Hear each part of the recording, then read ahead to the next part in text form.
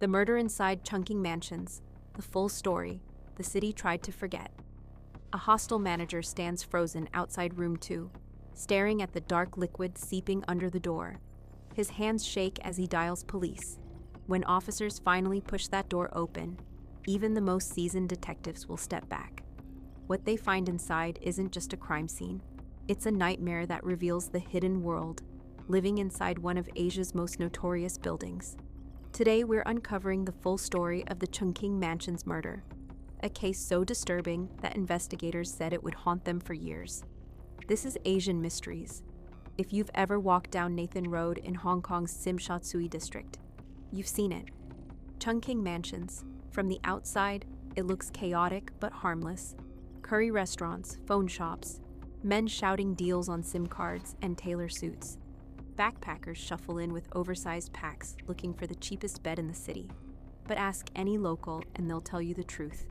Chungking Mansions isn't just a building. It's a vertical city.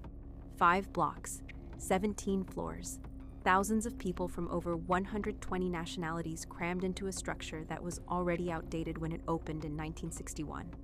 The lower floors?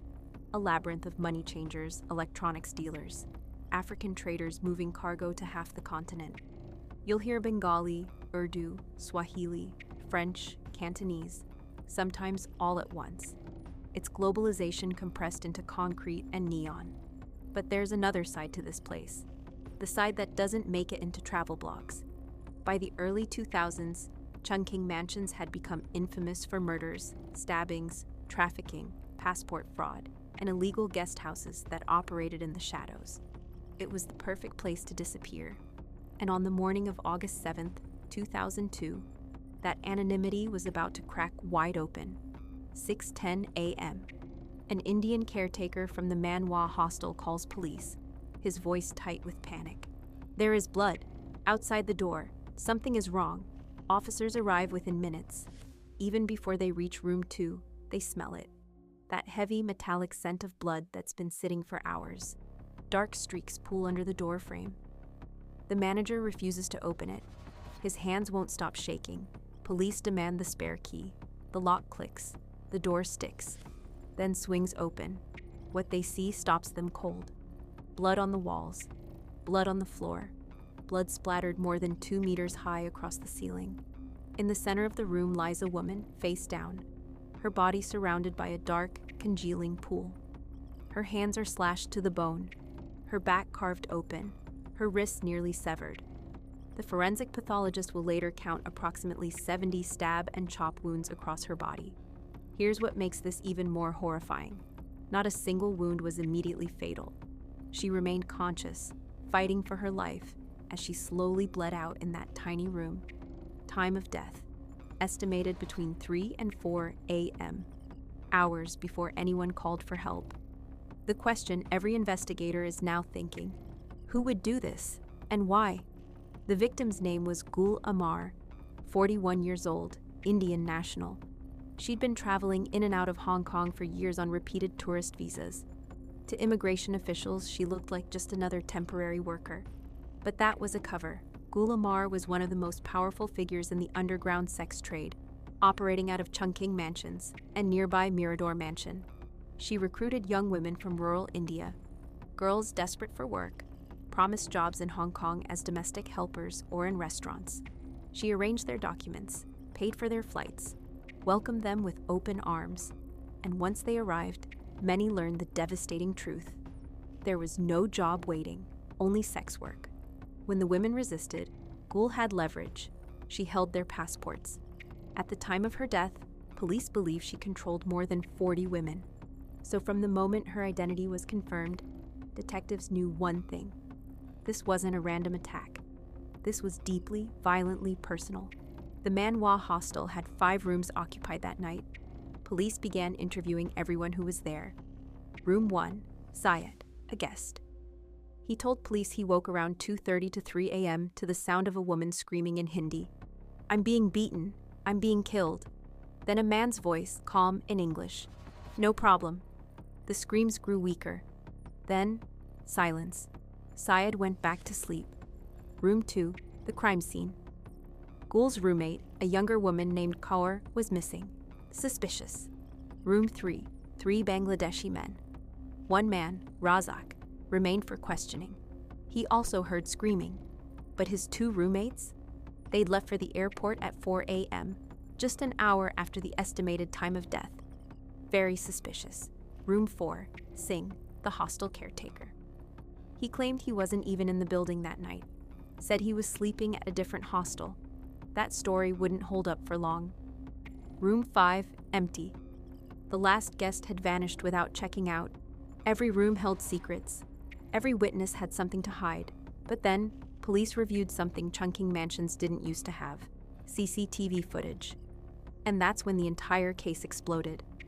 Police pulled recordings from over 40 surveillance cameras covering the elevators and corridors. And within hours, every alibi fell apart. 3:41 a.m., Block A elevator. The caretaker, Singh, enters the elevator with another Indian man. The man's clothes are drenched in blood. 4:56 a.m., Block E. Singh returns to the floor where the murder happened, this time with a different Indian man. Minutes later, he's seen escorting Kaur, the missing roommate, out of the building. Then, in one of the strangest moments of the investigation, Singh, Kaur, the blood-soaked man, now wearing clean clothes, and the hostel owner all return together. Moments later, the hostel owner calls police. Everything they told detectives was a lie. When confronted with the video evidence, Singh finally broke. He gave up the name of the man covered in blood, Harmanpreet, a 17-year-old Indian man who had arrived in Hong Kong just 6 days before the murder. Singh's confession revealed the twisted truth. Preet had become close to Kaur, Gul's younger roommate. Kaur confided in him. She told him she'd been tricked, promised legitimate work, then forced into prostitution. Her passport taken, her freedom stolen. Gul controlled everything. Preet was enraged. According to Singh, around 3 a.m., Gul began screaming for help. "Singh, I'm being beaten. I'm going to die." But when Singh tried to approach the door, Preet shouted back, "If you open this door, I will kill you too." 15 minutes later, Preet emerged, blood-soaked, hand-injured, holding 2 knives. He ordered Singh to help him hide. They went to another hostel so Preet could change into clean clothes. By morning, they'd attempted to wipe down parts of the room. But it wasn't enough.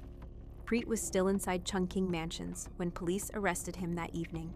Forensic evidence was overwhelming. His DNA on both knives, his DNA on Gul's body, his blood mixed with hers at the scene. In 2004, Harmanpreet stood trial for murder. He cried, he shouted. He begged the court to believe he was innocent. The jury didn't. He was convicted and sentenced to life in prison with a minimum of 25 years. That sentence was later reduced to 20 years. He never served it. In 2014, after 12 years behind bars, Harmanpreet took his own life in his cell. He was 29 years old. This murder wasn't just an act of rage. It was a window into an entire hidden world. A world where migrant workers struggle to survive, where traffickers operate behind hostel doors, where desperation, exploitation, and violence exist just floors away from tourists eating curry and bargaining for electronics. Chungking Mansions is globalization in its rawest form. Opportunity and exploitation occupying the same elevator. And sometimes those worlds collide with devastating consequences. If you've made it this far, I want to hear from you. Would you ever stay a night in Chungking Mansions? And if you already have, what was your experience? Drop your thoughts in the comments. I read every single one.